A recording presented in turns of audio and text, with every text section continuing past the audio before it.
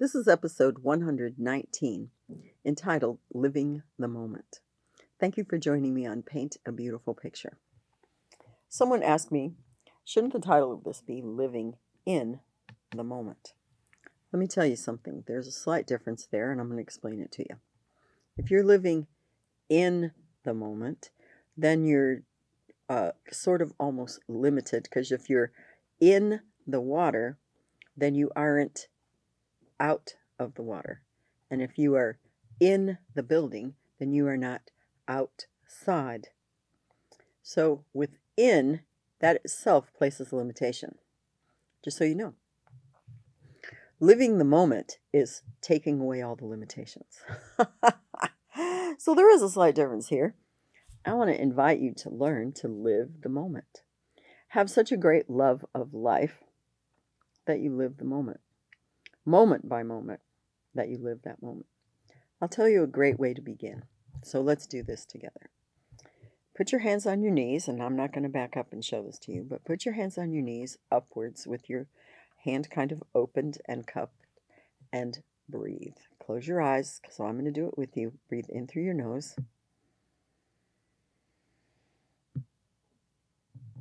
Hold it in 3 or 4 seconds, and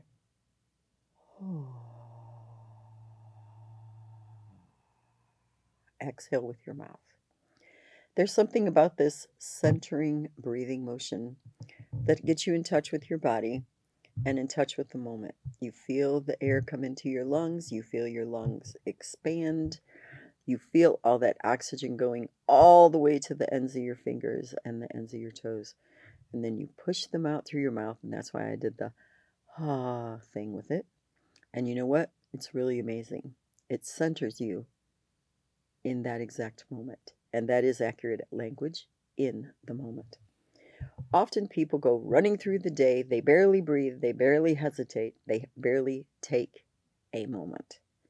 At least 3 to 5 times a day, especially as a young parent, I hope you heard me say that to you, take a moment and breathe. If you just do it once or twice, you'd be shocked what a difference it makes, because it does help center you, relax you. It even helps your body itself physically relax, especially if you have a baby with colic. So you're in the midst of a really stressful time period as a parent, or a teenager who's being incredibly rebellious, or an older, I'll say a 19 or 20-year-old child who's in the midst of a pregnancy that's difficult and you're worried sick about her, or it's your son's wife and you're still worried about her. A couple times a day, take those moments and live the moment. Just breathe. Get a hold of things. Let your body relax and get back into perspective. That helps us live the moment. Another thing that helps us to live the moment is to accept ourselves and what's going on around us. I took a great class with a guy named Dr. Bob Levine through the Henry Ford Health System up in Detroit, Michigan, and it was called Stress-Free, Pain-Free Living. They talked to us about living the moment. Helped me so much, I cannot tell you, because I'm one of these people who's frequently, well, let me rephrase that. In the past, in my other life, I was one of those people who was always thinking about all 4,000 other things I needed to do, and they were constantly invading my moment. And I learned to quit doing that because of this class and another class that I took. So when you live the moment, instead of all these other things invading and taking up space and keeping you from living the moment, you learn how to put up a wall or an internal boundary, shut that stuff off, because you can't do anything about all that stuff right now anyway, and live the moment that you have now. So in that class, we did do breathing. We did do other physical exercises that brought us into the now, and it was extremely helpful for me. So I hardly ever let all these other things now interfere or impinge on the moment that I'm living in. So when you accept yourself, one of the things we learned how to say, and we just talked about this a couple days ago, so if you want to refer back to the episode about teaching grace, this will also help you get some of this acceptance thing. But you literally put your fingers together like this and say out loud, I am being accepting of myself as I am. I am being accepting of myself as I am. The great news is those are followed by the I am becoming statements that we talked about last week in Teaching Grace, and that is, I am becoming patient, I am becoming kind, I am becoming a good parent. But I am accepting myself as I am. So you're not having this big fight with yourself anymore where you're beating yourself up. I can't believe you're so stupid. I can't believe you have such a bad temper. I can't believe you don't know when to shut your mouth. I can't believe all this jump on your case. Or you stupid idiot. You know better. Wow. The kind of self-talk that we have with ourselves is such a big deal. So when you do the I am being accepting of who I am, it helps you live in the now, live in this very moment here, without beating yourself half to death about making mistakes, just so you know. Part of living the now also involves owning up.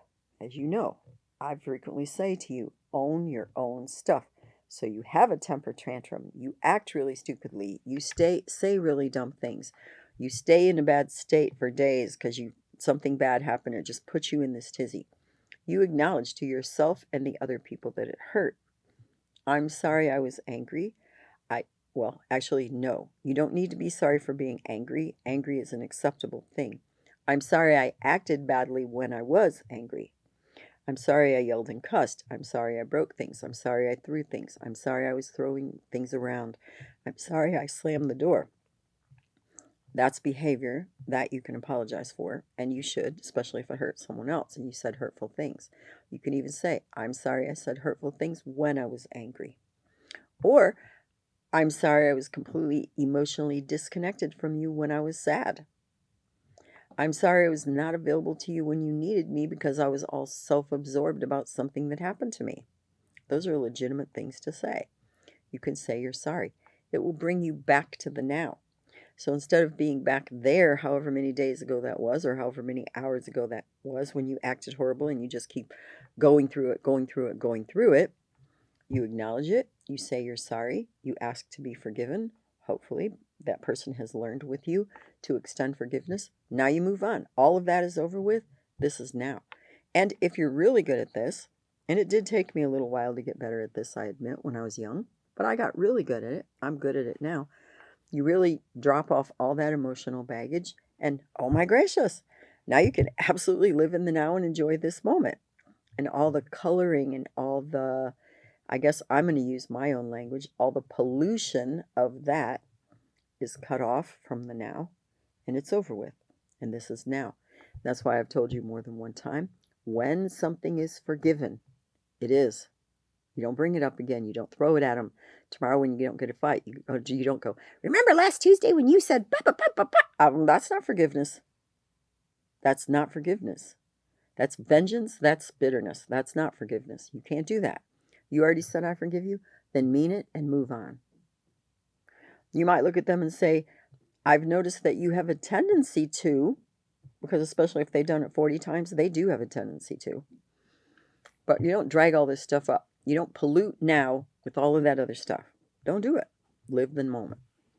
Okay, let's talk about live the moment. You're going to go to the beach. You're on your way. The car is packed. Not the most pleasant situation, because who loves packing the car and getting everything ready and worrying about what you might forget, and go through your whole list and believe that you have everything and get 3 miles down the road and remember that, oh my goodness, yes, we forgot to bring all the kids' toys for the beach. So the bucket with the shovel and all those things in there to shape the sand, we forgot all of that. Okay, so you can be frustrated. That's the moment. You can live that moment. You can say, I'm a little frustrated right now that we forget this. We have 2 options. We need to turn back or we're going to buy it at the beach. Which do you think? If you're only 3 miles down the road, you choose to turn back. You live the moment. This is a decision I'm going to make right now. It's a good decision. It's going to save us a lot of time. I might experience a teeny bit of frustration, but it's no big thing because I know right where it is in the cupboard, and I'm going to go home and get it. Nobody else needs to even get out of the car, and we'll be on our way. If you're an hour down the road, okay, you might experience a little bit more frustration, and it's going to cost you a little bit of cash. And yet, don't let it color the whole entire day. I can't believe how stupid I am. What in the world? Why did you remind me? How come your kids didn't say something? Don't do that. Don't wreck your moments, all right? Live the moment. I'm frustrated a little bit that that happened. It's going to cost us a little bit extra money. Now we're going to have two whole sets of it. Let's try to find a different kind of a set. Look for one another color. I mean, live the moment now. Make it as good as it can be. That's up to you. Your attitude, your actions, they are your decision. Do you understand me? I've told you this before, and I'm going to say it again, so you might as well get used to hearing it. No one makes you mad. Do you understand me? You get mad because you have a bad temper. They might do things that can pull that anger out of you, but they didn't make you mad. You got mad. You are angry. That's yours. If you don't want to be angry, learn patience. Or at least learn self-control so you're not blaring your anger all over everybody else. And you're welcome for that tip. Seriously. So don't wreck your moments. So you're at the beach, and it's a rainy day. Oh my goodness, you went to the beach to lay in the sun to get this great tan, and you don't get to go to the beach today. Well, I mean, you can if you want to lay out in the rain. I don't mind dancing in the rain, so maybe you go to the beach and lay in the rain. But that isn't what you anticipated. You anticipated going to the beach and being in the sun. You anticipated going to Disneyland, and they have this really strange outbreak in the water, and you don't get to go in. Yes, that did happen to me one day. It doesn't happen much because they don't just close for nothing. My point being, everybody in the world is going to face disappointments and frustrations and things not going the way that they anticipated. And nothing should ruin your day, your time with your kids, your time with your mate, your time with your family. And the only one who's going to do that is you. Don't do it. Again, I'm going to remind you about the adventuresome spirit. When things go really crazy wrong, so I'm going to tell you one that happened to me. I was driving an 18-wheeler on my way from Indiana to Michigan with a whole truck full of my household goods. And the road I was going down has a curve in it. Well, sadly, the driveway has a little bit of a curve too. So to get all the way into that driveway around that curve with that 18-wheeler, I cut it really hard. Well, not quite hard enough. So right beside the driveway, used to be, no longer there, a pretty big rock, probably a good 3 feet tall by 4 feet wide. And I got the tire up on that rock. No kidding. So here's the truck like this, right? And my sister was there ahead of me in a different vehicle, a car. And she gets out and she's like yelling and screaming. She's frantic. She's like, "You're going to tip that truck over, and you know what a mess that's going to be. And I can't even imagine how much that's going to cost you," and et cetera, et cetera. She was really hyper. And I just rolled down the window and I looked at her and I said, "Isn't this going to be a great story to tell my grandkids?" Because that's what I always tell myself, right in the middle of some of the worst things. Like, this is going to be such a great story to tell my grandkids. And then I don't get all upset. Sometimes I'm even laughing. Like, it really puts it in perspective. Oh, she was hot. I mean, she was already upset. And then when I said to her, "Isn't this going to be a great story to tell my grandkids?" She just starts cussing me, and she's picking up rocks on the, I mean, she was just going berserk. Then I was laughing harder because she just looked like such a foolish person. Oh, my word. I was really living the moment. It was pretty good. She was living the moment. It wasn't that great. You know, we moved the truck. We moved the rock.